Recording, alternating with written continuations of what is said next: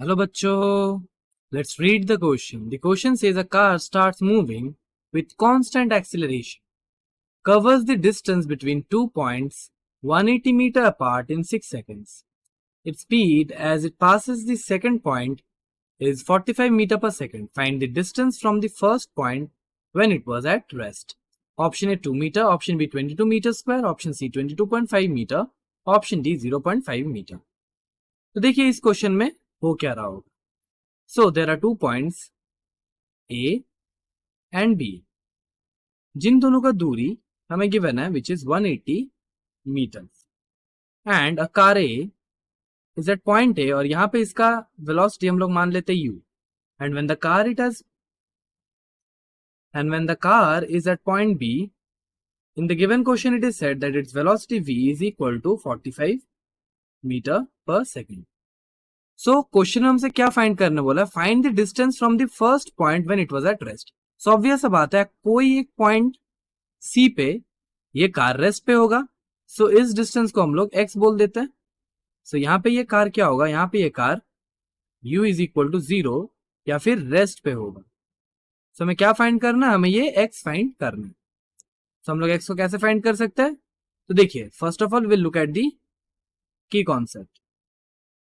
सो की कॉन्सेप्ट में हम लोग दो फॉर्मूलाज देखेंगे. First is v is equal to u plus at and second is s is equal to ut plus half at का square. और हम लोग ये फॉर्मूलाज कहां से कहां तक लगाएंगे, when the body is travelling from point a two point b. सो आइए सब्स्टिट्यूट करते हैं वैल्यूज को.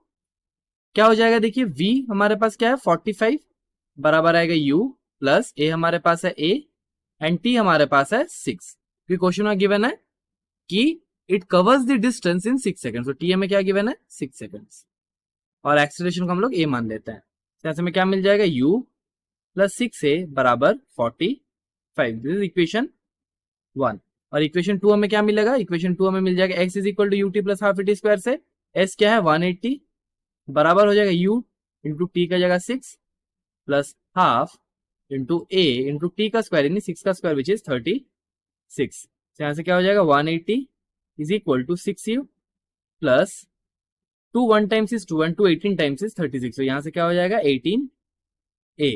नाउ यहाँ से क्या है देखिए 180 या फिर 6u plus 18a is equal to 180. ये आ गया हमारे पास. ऐसे देख सकते हैं कि 6u plus 18a is equal to 180. तो यहाँ से हम लोग क्या करेंगे, we will divide it by 3. So 3 से अगर डिवाइड करेंगे ऑल द टर्म्स को तो यहाँ से क्या मिल जाएगा 2u plus 6a is equal to 60 and this will be our equation 2.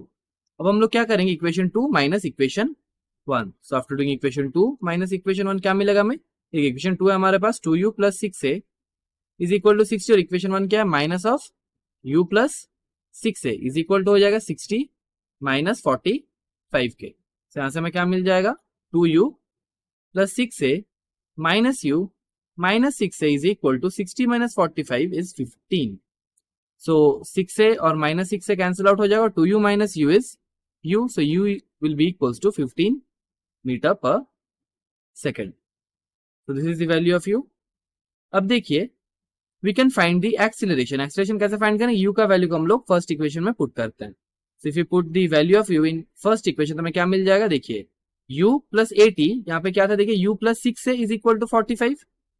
So u which is 15 plus 6 into a is equal to 45. so यहाँ से हमें क्या मिल जाएगा 6a is equal to 45 minus 15 which is 30.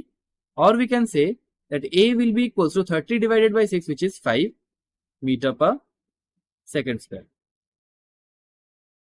अब देखिए ये दो फॉर्मूलाज था. नाउ द थर्ड फॉर्मूला जो हमें लगेगा to find the distance x, that will be, यहां से हम लोग देख लेते हैं थर्ड फॉर्मूला जो हम लोग यूज करेंगे that will be v square minus u square is equal to 2as.